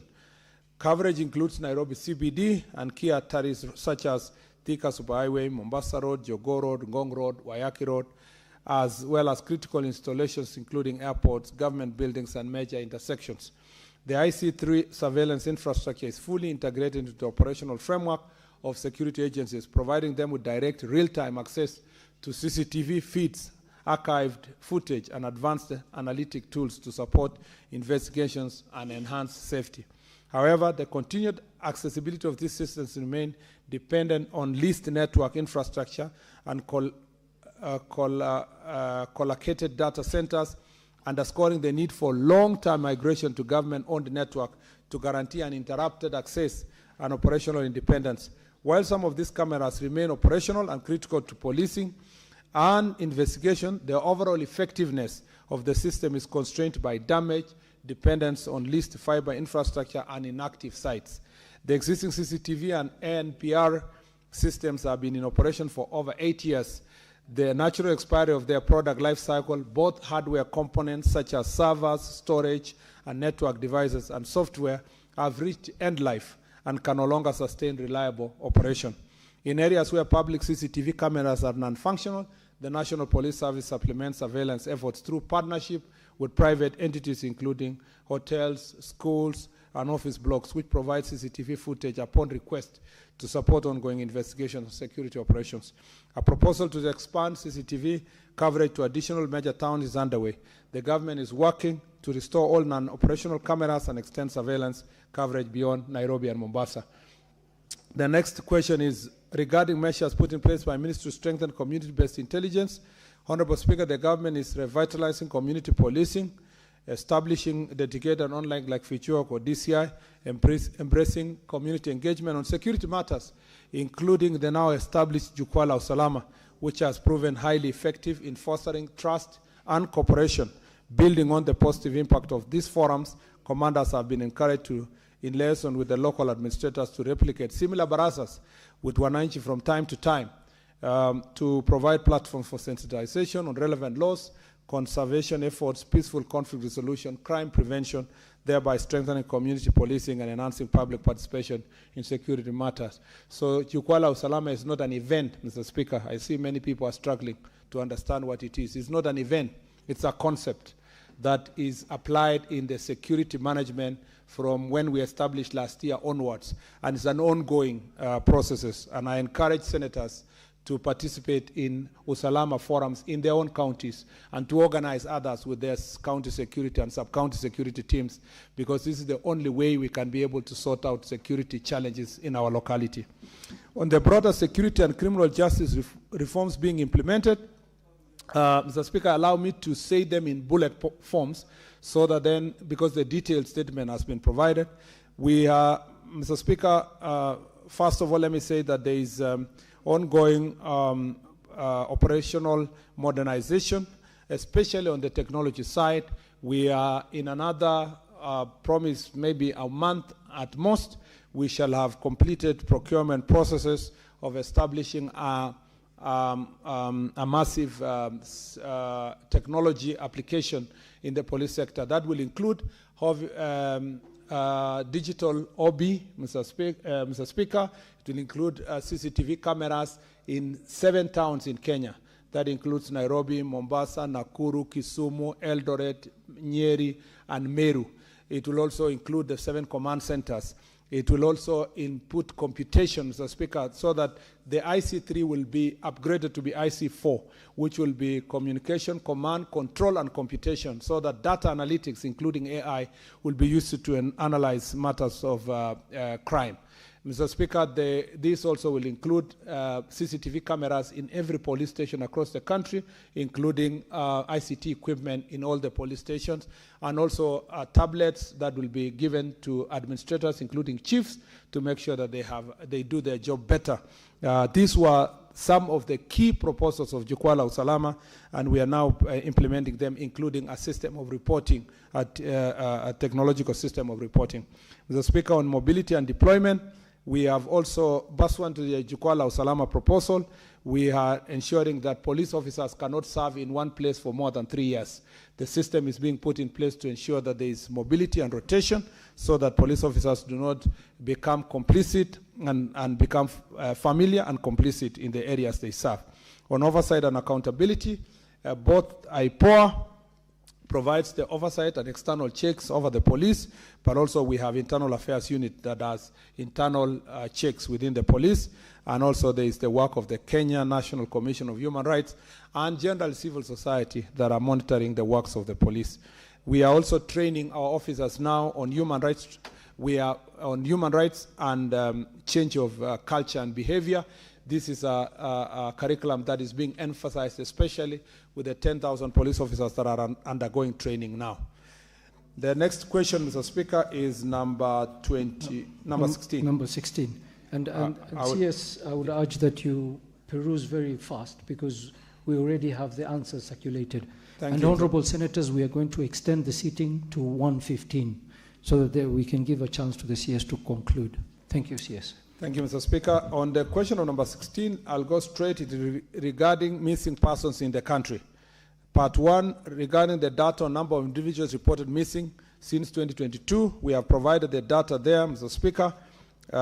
You will see in 2022, there were 153 missing persons, 2023, 128, 2024, 159, and 2025, 131. And to help Senator Manzo to have a proper comparative analysis, we have provided that for 2016, which was 154, 2017, it was 148, 2018, it was 165, 2019, 145, 2020 was 168, and 2021 was the highest in terms of missing persons, 2019. which were 219. From 2021 down, from 2022, there has been downward de-escalation, including last year, the missing persons were the lowest in the last 10 years, which was only 131 persons. On whether the police established persons involved in the disappearance, the National Police Service, through Directorate of Criminal Investigation, actively investigated all reported cases of abductions and disappearance or alleged abductions. These investigations have led to arrests in several instances, with suspects arraigned before courts of law. Some cases are at advanced stage in court, others remain under active investigations, while a number have been concluded as indicated in the table above. However, investigations have faced certain challenges. In some instances, individuals who resurfaced after alleged abductions declined to record statements. Mr. Speaker, thereby limiting the ability of investigation to conclusively determine the circumstances of their disappearance. Further, there are cases where it was established that individuals had voluntarily gone into hiding for personal reasons and not abducted. Concerning measures implemented by the government, Honorable Speaker, the government has implemented various measures, and I want to say that there is a specialized abduction unit within the DCI now. There is an enhanced mechanism of reporting through Fichua kwa DCI, strengthened investigation and prosecution, revitalized of community policing. All that, the details in the report. Regarding details of the psychological and other support mechanism available on abducted victims, Mr. Speaker, our victims and their families are guided on how to access psychosocial support services, including counseling and trauma care, through relevant government institutions and partner organizations to help them cope with psychological and emotional impacts of such incidents. In addition, the government ensures that affected families are kept informed of the progress of investigation as part of its commitment to transparency and victim support. However, the ministry does not currently operate a dedicated financial compensation scheme for victims of abduction or their families. Notwithstanding this, affected families may pursue compensation through existing legal and institutional framework. The last question, Mr. Speaker, is number 23 for today, which is 22 and then 23. Okay, both 22 and 23. Thank you, Mr. Speaker. Identification card registration, collection centers across Tharaka Nithi County. Part 1, on the establishment of additional, this is the question of Senator Mwenda of Tharaka Nithi, and on the establishment of additional evenly distributed national identification card registration and collector centers in Tharaka Nithi by the government. Honorable Speaker, the National Registration Bureau has operationalized national identity card registration centers in all 10 sub-counties in Tharaka Nithi County: Kamangombe, Tharaka West, Chuka North, Tharaka South, Mukodhima, Mara, Mudambi, Tharaka North, Chiakanga, and Chuka South. In addition, residents can access services in 17 divisional centers across the county, as well as 4 Huduma centers in Kadwana, Chuka, Marimanti, and Mara, where National Registration Bureau has established registration centers. At the national level, NRB has established 934 registration centers from regional to divisional level, ensuring broad coverage and inclusivity. This extensive network ensures that registration services are accessible to all Kenyans, supporting inclusive and socio-economic development. The ministry continues to operationalize newly created administrative units, which plans to incorporate NRB and civil registration officers into the designs of upcoming DCC and SEC officers, which will further expand registration services to all divisions. Mr. Speaker, just allow me 1 minute to emphasize one thing. One, because I've seen some propaganda out there about identity cards. All the identity cards that have, all the people who have picked the identity cards, we have printed all the identity cards except 58,000. And those 58,000 will be printed before Friday. And will be sent to all centers across the country. There are no pending printing of ID cards in the country except the 58,000. And at the rate at which we print ID cards, by Friday will be done. That shows the highest level of efficiency since independence in terms of printing of ID cards. Number 2, Mr. Speaker, the region where Senator Mwenda comes from, Mofire, my friend, has the highest number of centers of registration in the Republic, led by counties like Kiambu, Nyeri, Kirinyaga, Embu, the entire part of central region and the 3 counties in the eastern region. In fact, those plus Nairobi and a few counties like Uasin Gishu, maybe Kericho, Kisumu. Those are the counties we can say they have the highest numbers of registration centers in the Republic. There is no reason why a Kenyan should not have an ID in any part of Central Province, Nairobi, parts of Central Rift. The most marginalized areas historically, and I must say this, Mr. Speaker, is the coast region, the northeastern region, the North Rift parts of West Pokot, Turkana, Baringo, Samburu, the upper eastern of Isiolo, Marsabit, and Mr. Speaker, the other parts of the country like Busia, the border there. Those are areas they can complain about ID cards. For the information of all the propagandists, these areas that you are purportedly saying they don't have IDs, there is absolutely no reason. If there is a reason why someone doesn't have an ID, it is personal reasons, because they access to services. But a person in Wajir, even when we have taken the registration center to a constituency, is still comparative to other parts of the country, Central Rift, Central Region, and so forth. That person is still traveling compared to that more than 3 counties in one constituency. And so the people who should be complaining about access of IDs is not somebody who is in Nairobi and its environs. It is the people who are in the far-flung areas, whom now are being accused of being assisted by the government, and yet we haven't even operationalized more administrative units for them to get IDs. This issue, and I must caution us as political leaders, let us not take our tribal bigotry to the level of hating parts of the country, people to get services. People need ID to access SHA and other basic services. I would understand if someone complains in Kilifi, but somebody who will complain in Nairobi here or Eldoret or Nakuru or Kericho is actually unacceptable. Those people should be able to go and get their IDs. We have enough centers across the country.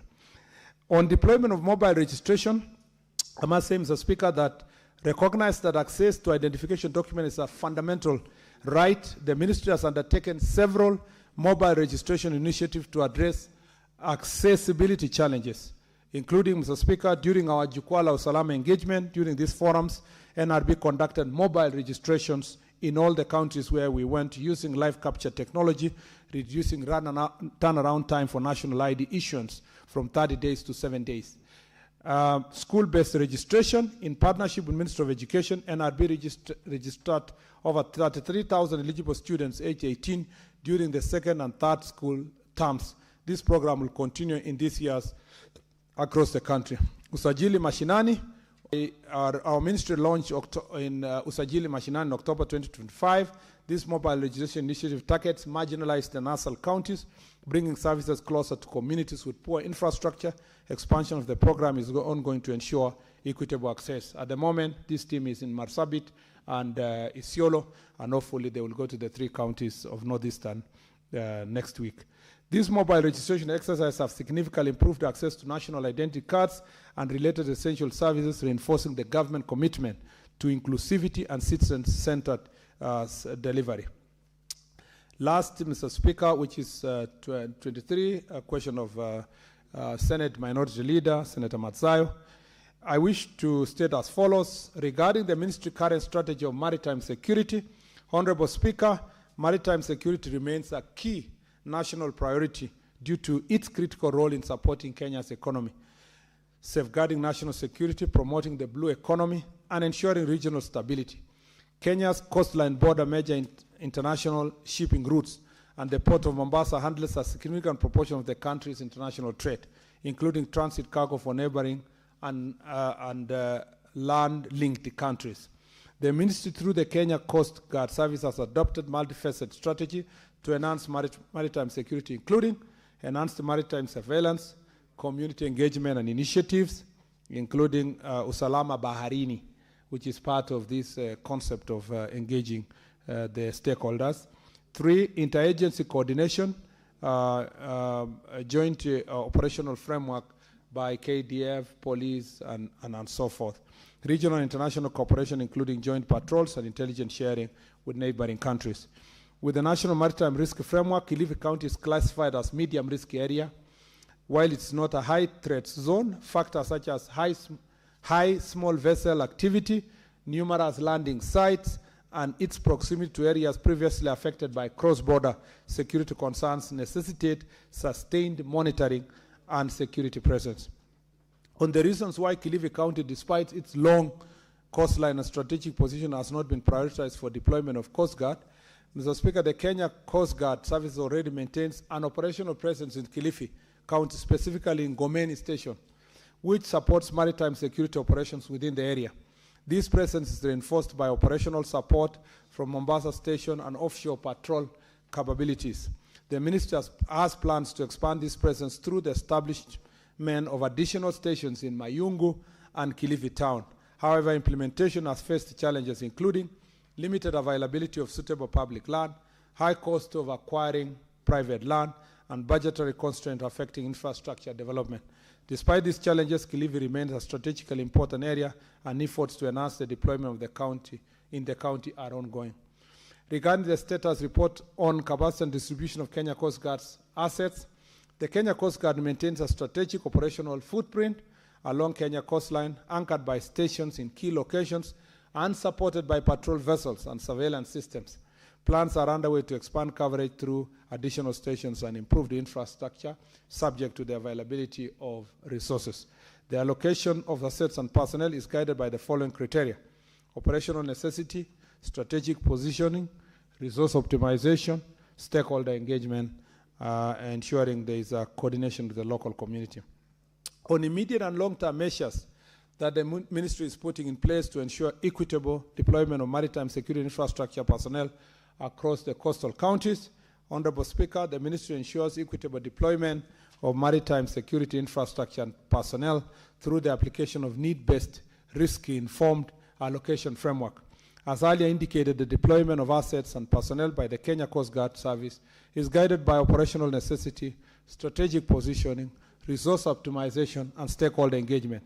These criteria are applied uniformly across coastal counties to ensure that no region is disadvantaged, while at the same time prioritizing areas with higher security risks and operational demands. In addition, ongoing engagement with the National Treasury is aimed at securing necessary resources for recruitment and deployment of personnel to ensure balanced coverage along the entire coastline. These measures are designed to guarantee that maritime security security services are distributed fairly while remaining responsive to evolving security needs.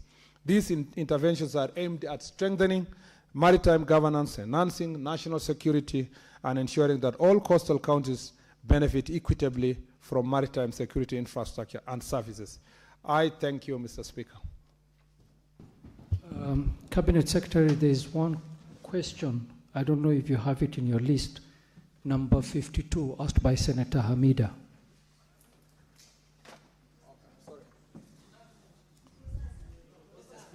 It was answered.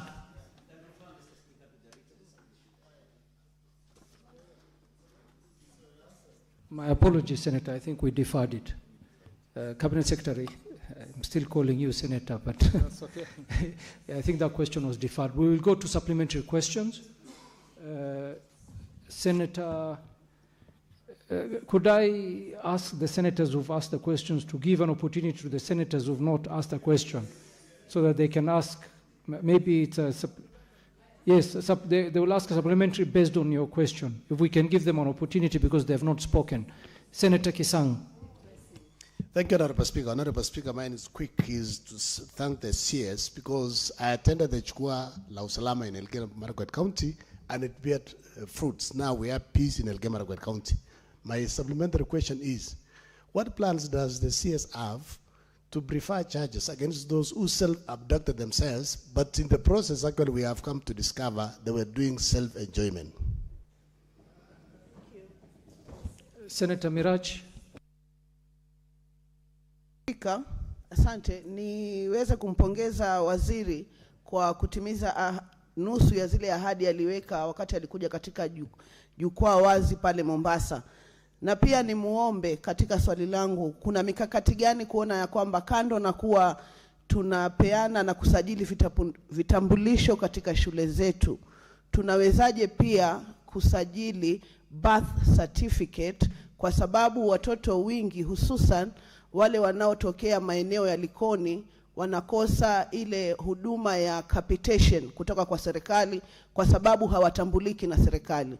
Naomba kwa unyenyekevu uweze kutupatia mwelekeo. Asante. Senator Veronica. Thank you, Honorable Speaker, for the chance. I will ask this question as a supplementary to the missing persons records that have been called forth by Senator Manzo. To Honorable CS, there are Kenyans who were tricked to go to war in Russia, and they eventually found themselves at the battlefront between Russia and Ukraine. And there is one gentleman, James Mushoki Mwangi, from Kegumo constituency, I believe Muthithi, who the family has lost contact with. What are you doing to ensure that such Kenyans are restored back to their families? And do you have any plan to ensure their safety while they are out there and their protection by the government that they are serving under? Honorable Senators, we have 3 minutes. If you allow, let's give an opportunity to the CS to answer those 3 questions. And if we still have time, we'll take one more question. We don't have time, Senator Nyutu. Senator Nyutu, you did even ask a question previously. So I was giving an opportunity. You're right, but she's a speaker. She's a speaker. She's a speaker. So, Senator Lelengwe, let's allow the CS to answer. CS, let's... Okay, very quickly. And then you two very quickly. Very quickly, we don't have time. Thank you, Mr. Speaker. On registration of new IDs, we commend the government for extending mobile ID registrations to sub-locations, particularly in Samburu County. However, the turnout has been overwhelmingly high, with many citizens unable to register and officers ask the question, work Senator. beyond official hours. Could the Cabinet Secretary consider extending the registration Thank you, Senator. period in Samburu and other marginalized areas? Thank you, Senator. Senator Nyutu, very quickly. Thank you, Mr. Speaker. It's unfortunate we cannot raise a standing order, against CS. But Mr. Speaker, we must tell the CS that I was there with Rigathi Gachagua at Karen Hospital. Do you have a question? We were given... Do you have a question? Yes, and we were given a brief by the doctor. So, Mr. Speaker, it's not...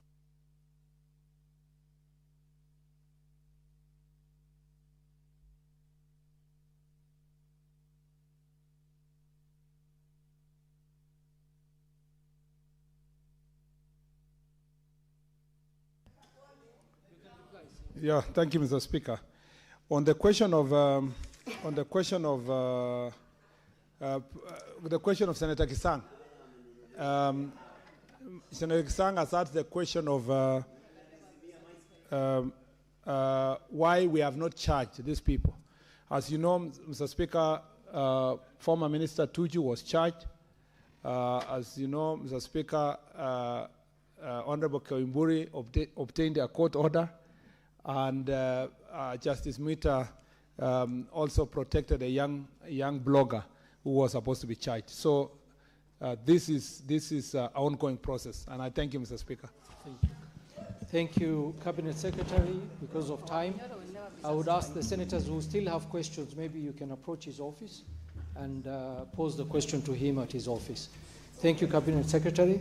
Honorable Senators, it is now 1:15 p.m. and having concluded the business for which I extended the hours of sitting, pursuant to Standing Order 34-2A, the Senate stands adjourned until later today, Wednesday, 22nd April 2026 at 2:30 p.m.